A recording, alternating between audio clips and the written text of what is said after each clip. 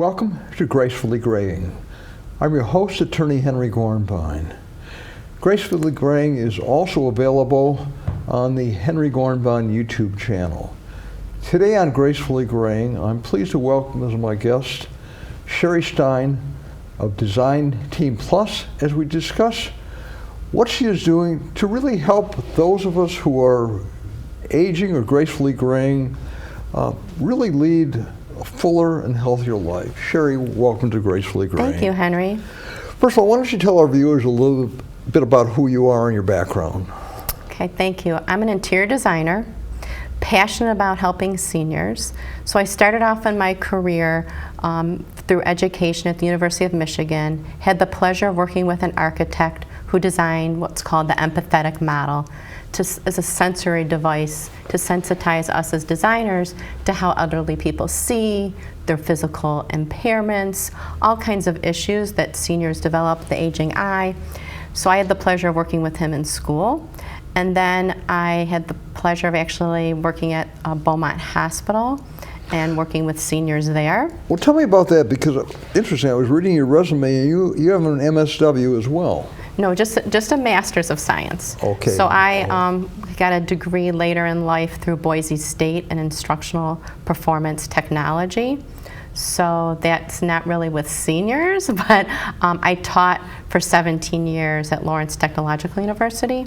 So I wanted that degree for teaching. But while teaching at Lawrence Tech, ironically, we got students to have the sensory experience as well. So we had students go in wheelchairs and put on special glasses because we wanted them to understand that they're just not designing for all mobile patients, all mobile people. So we had them do obstacle kinds of courses. Now, you have created something called Design Team Plus. Why don't you tell our viewers exactly what it is, Shari? Okay, Design Team Plus is a full-service architectural interior design firm. We're located in Birmingham, Michigan, and we really are unique because we're full service. In other words, we help clients visualize their project from concept to completion. Tell us how that works. Well, every project is unique. You know, it's not a cookie-cutter approach. No. Right. So you'll bring a project to us. Let's say it's a senior center. We'll sit down. We'll talk about the goals. We'll do sketches. We'll put it on a computer. We'll maybe show you a rendering on how it's going to look. And, you know, we really walk you through the whole project because we want to see that project built just like you do. So whether we're doing a senior facility, a large scale, or we're working in individual apartments, we're literally hand-holding the client every step of the way. So a client comes to you. Let's talk a little bit about the process. Let's say I'm a client. I have a home. I'm interested in either retrofitting or downsizing the home, or perhaps moving someplace else. So tell us about how it works. You know, that's a good from question, conception. because you might want to say, maybe I want to stay here. I want to see if we can make it work. So in some instances, we've worked with people to say, hey, are you in a ranch? Are you worried about physical limitations at some point? So let's look at the situation. If there's no stairs involved, perhaps we can make it adaptable. We've done on many occasions, make a zero entry shower, so like a roll-in shower for a wheelchair. So it's really important to kind of look at, you know, your existing conditions to see if we can make it work, adaptable. If not, then we would talk about, you know, going elsewhere. But it's an individualized basis, right? So it's not one size fits all for everybody. So we'd have to look at your situation to say, hey, does this suit your needs, or do we have to look for something else? So did I answer your question, or? It does, but I'm going to go a little further. Okay. We talked about stairs. Mm-hmm. We talked about bathrooms, showers. What about kitchens and other areas? I mean, what are things that can be done to make it perhaps more user-friendly, especially perhaps someone's in a wheelchair, or perhaps someone still wants to be independent but is losing a lot of mobility, for lack of a better word. So we have a really good example of that. We had an individual who was actually living out of the country, wanted to move back to his apartment here in the Metro Detroit area, and was wheelchair bound. So we took this apartment and brought the counter heights down, was able to bring everything at counter height. There's special inserts that you can do within cabinetry to do pull-outs, closets, make things, pull down with like one reach, so pull-outs. So special adaptive kinds of uses within kitchens, closets, those kinds of things to make it more accessible for a person who's in a wheelchair. But you do projects, let's say you're designing a home, here we're talking about really retrofitting Right. a home that's in existence. Let's say you're starting from scratch and someone says, I want to build a home, I want it something that, as I'm aging or gracefully graying, for lack of a better word, that it's going to meet my needs and perhaps my spouse's needs for many, many years, bearing in mind that while your client may be mobile now, maybe in 5 or 10 years there could be problems that crop up. No, it's a good question, and we've dealt with clients like that, and what we specifically would do is, one, would they like a ranch-style house? Or two, some of them have thought about where can we locate an elevator, and is it doable to put an elevator in? Because it's expensive, right? Yeah, An elevator can be expensive. Right. So we would look at all those things. We would talk to the client, and we would see what makes sense. Do they want a ranch-style house? Do they want to put an elevator in? What makes sense to them in terms of their budget? So we look at multiple factors. It's not just one factor. So we would start with that. We would talk about their goals and expectations. And then understand that, if they're into the 70s and 80s, what does it look like? What are their needs going to be different than maybe in their 50s? So, we would talk all that through with them and cater it to their needs. Now let's circle back a little. What is your role exactly with Design Team Plus? Okay, I'm principal interior designer, and I have a business partner, Harold Remlinger, who's a licensed architect. And so... Well, he's a licensed architect. Does that mean, does he do interior, or do you do architecture that could be in an entire building as well? So we like to say we blur the lines because we're a full office. We have an open studio, as you saw when you came to visit us. Yes. And so we get to work, I've actually worked on some exterior stuff, he gets to work on some interior stuff, so there's no really, even though we have the titles, we kind of blur the lines because we help each other. It's a very collaborative atmosphere, and same thing with our staff. We have an amazing staff that's really dedicated, working hard, whether it's interiors or exterior. We talked about a home where you can age in place. We've talked about building a home, but you do so much more. So why don't you tell us about some of the other projects and what you do and have done? And I'm thinking of, you've done, let's start with a facility where someone can start basically living in an apartment unit where he or she is still mobile, and then you go to different levels to an assisted situation, and finally you get to memory care. And let's talk about all of those. Right. Shari. So I've had the pleasure of working on all those types of projects individually with an elderly person who's moving into their apartment and had to move their stuff, if you will, to working on a senior center where I don't actually get to meet the seniors, right? But I enjoy working on a project when I get to meet the individual that I'm designing for, because I think it's really makes it more impactful, right? And I can make it customized for that user. Well, you're right? personalizing. Personalize their space, it's, right? You get to know someone, you know what someone likes or doesn't like. So it's a customized look that you're doing. Right. So I had the pleasure of working with some people who, were worried about memory loss. So what we did for them was, outside their apartment unit, they had like a shelving unit area, and they could display things. So what do they take? They take photographs or things that they are personalized to them, so that when they're walking by trying to find their apartment, it's identifiable to them. So these are key things from a memory situation, right? We found that very helpful. We've done all kinds of things with color because the eye becomes opaque, so you have to understand contrast and what texture, and all of those kinds of things come into play. when you're designing, because the eye gets opaque as you age. Tell us about that. That's interesting. Are you talking about because of cataracts, or is there something more to Well, it? there's all different. My husband could tell you more because he's the eye doctor, but I can't speak the technical, but as the eye ages, it becomes more opaque. So color, contrast, it's really important.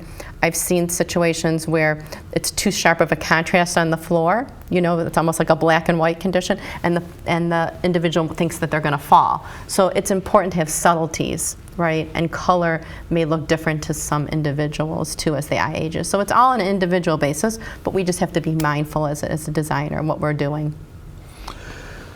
So you've designed assisted living facilities.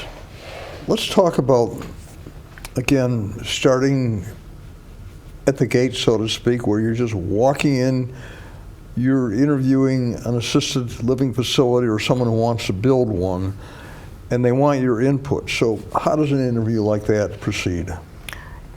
It's really a phased approach, Henry, and there's Sure. every project's unique. So you're really sitting down with who are the users, who are the stakeholders, and sometimes you even have focus groups. Focus groups are great because then you can kind of work maybe with the team, maybe the team of caregivers, maybe the team of administrators, depends who owns the facility. So the more information you have, the better outcome in terms of the facility itself, if that makes sense. And when I say a phased approach, we go into what's called schematic design, programming in the beginning, kind of getting the user's wants and needs, and getting that down on paper. Usually it's a very loose, kind of like we call a block plan. And then we're taking that block plan, if you will, and we're creating what's called a design development phase, where it's really getting into the computer, you're seeing doors, you're seeing walls and things like that, and you're getting adjacencies, and you're really defining the plan, if you will, to what's considered construction documents. And those are the documents that go out for bid. So I'm doing it, and I'm telling you there's lots that happen within those phases, Sure. but I'm trying to give you like the overall essence, if you will, of how it happens. So it's a very phased approach, and because my business partner Harold and I both taught at Lawrence Tech, I guess we're really mindful and we're really dedicated to staying on task with the phases, where some firms maybe cut corners. We're just really dedicated to keep within the phases and make sure we check all the boxes, if you will. So you design for different facilities, and what I'm learning as I'm building this Gracefully Greying community is that there are so many different types of units. I mean, it used to be, I did an interview with some of the heads of Jewish senior residents, and at one point there was a huge waiting list to get in. Mm-hmm. Now they're building all these units, assisted living facilities, aging in place facilities, memory care units, everywhere. Mm-hmm. So you're competing with a lot of people. Mm-hmm. So what sets you apart? I mean, you don't cut corners. You clearly try and design in such a way that you're, doing what you feel is best for whoever your client is. Yeah, and I think, the expertise and understanding that we've actually designed for the seniors themselves. So I think understanding the seniors and understanding the more we can meet the seniors, we understand who they are, we understand what they like to do. Not just their symptoms, if you will, or their diagnosis, but who they are as individuals. I mean, that's key to being successful, right? I mean, I got into this industry because I had an elderly aunt who was in a very scary nursing home back in the late 80s, my Aunt Zelda in New York, and it was smelly and it was gross, and I was in school and I'm like, I want to design for these, I want to change this up because this is not where I want to be at later on in life. I don't want to be there anywhere. And it was really sad. So that's really how I got into this. So passionate about making that change and making it a comfortable living environment. So how do you do it? I mean, when my father was aging, he was he actually stayed at home, but he would be in rehab after certain situations, after falls and things like that, and we were at various facilities, and some of them it's like they look wonderful, but the care isn't so great. Right. Others are more Spartan and basic, but you get great care. So what are some of the things when you're designing it that you're really aiming at? Right, so what can we control? Well, obviously making it comfortable. I think the biggest thing that I learned is taking things from home. So when you're in their personal space with their rooms, bringing things from home, because that's going to make them feel good about the space. It's not that sterile environment. Social interaction's important. We didn't talk about that. Access to nature is huge. They've done studies. As a matter of fact, that having gardens and being able to access the outdoors is huge. So whether it be balconies, patios, gardens, community gardens, vegetable gardens, all kinds of things where there can be a social interaction and then bring the inside out kind of thing, or at least have access to that is huge. Do they follow your advice? I mean, I'm thinking of some of them. I mean, you have a senior residence in downtown Birmingham, like almost across the street from where your offices are, and they have balconies, but I don't think there's any place for gardens. I could be wrong if there's something in the back. But well, yeah, it's a good point. I don't think they do. So not all the time, I think it depends on the footprint. I think there's some limitations. I mean, that's more of a downtown area. Sure. So that has limitations, but the more you can have views to the outside, they actually have an upstairs terrace that looks out. So, so that's kind of how they're doing it there. But, every project is unique, but if we can incorporate greenery, more windows, access to these things, it's great for the individuals. So tell us about some of your projects, because I'm thinking of, I've walked into facilities, you walk in, there's a reception desk, then there are halls, there's usually a main area which serves as a lunchroom, a meeting center, then you have these rooms circling off that some of them are tiny look, and there's always kind of an odor about it, so maybe I'm... Yeah, I agree. I mean, those are hard things to get away from, and we can't control that as designers, the smell, but you can do aromatherapy, which I hear they've done with quite success, so things like that. But, I think the idea is, one, less institutionalized. I mean, that's obviously number one, and I think most senior facilities today that are being constructed are of that mindset, less institutional. And how do you do that? Creating almost like a cityscape within the environment. So I'm sure you've seen facilities where they have drugstores and their barbershop and maybe a little grocery store and even a post office.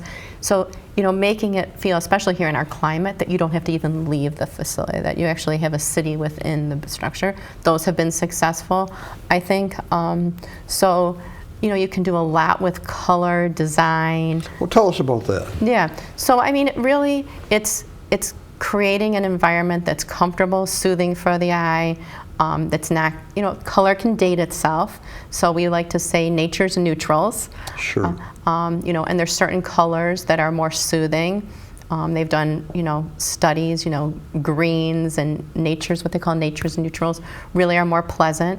So doing those kinds of things, and not going crazy on pattern, because you don't want to overstimulate. Yeah, I'm thinking because patterns. Yeah, it can. Overstimulation is probably a good word, and I guess you want things that are soothing. Soothing, right? And every age demographic is going to like different things. So some are going to like more contemporary, some are going to like more traditional, especially with the aging population.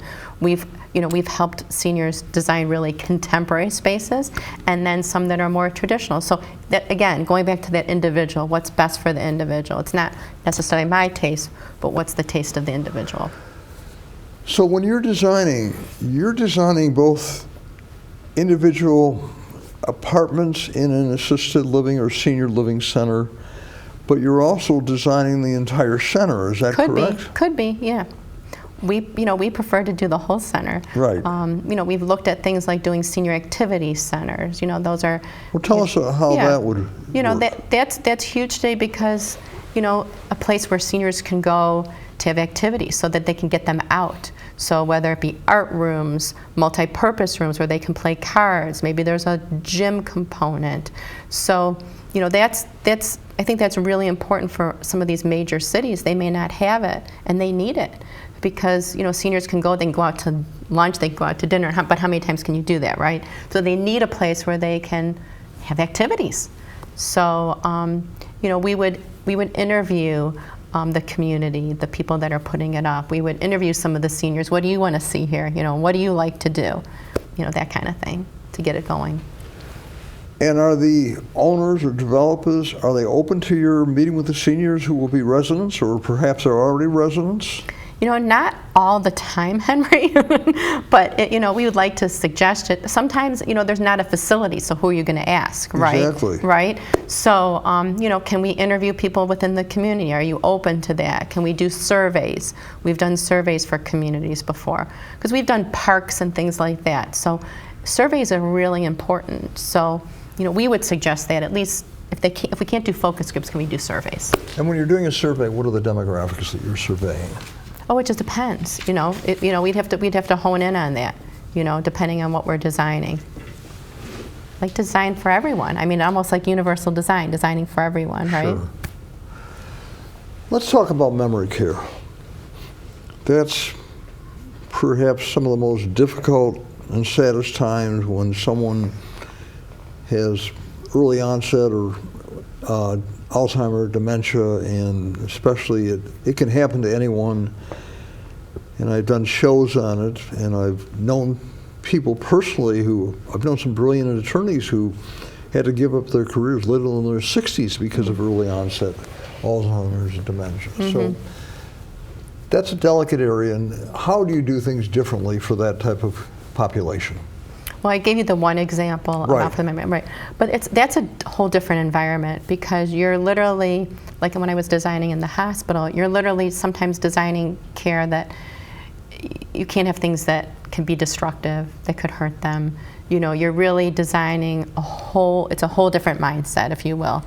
And those are facilities that are, I guess the best analogy is almost like a psychiatric care unit, because we would design it very similar to that. It's almost like also the less is more idea, because you don't want to put too many things in to overwhelm them either. So you kind of pare down on the environment, and you still let them have some things from home, but you're really careful on what you bring. Does that make sense? Like maybe their favorite chair, if you will. Okay, tell us more about that. You know, maybe you bring their favorite chair, maybe you bring the piece of favorite artwork, but you're very careful on what you bring in, because you're worried about destruction. You don't want anything, you know, that they could pick up and throw. And there's so many different factors, because you don't know what's going on and what could happen. What about photographs? Photographs are great. I think that could jog something in their memory, and they could identify with it. So we love to put photographs in, and we love to kind of talk with them and talk with their families to say, what do you think we should bring? And get them involved. And things can change, right? As you know, with Alzheimer's. So maybe what's good when they first move in changes up, and they bring something later on. So the most important thing as a designer is being flexible and understand that it's a constant change with something like an Alzheimer's or dementia.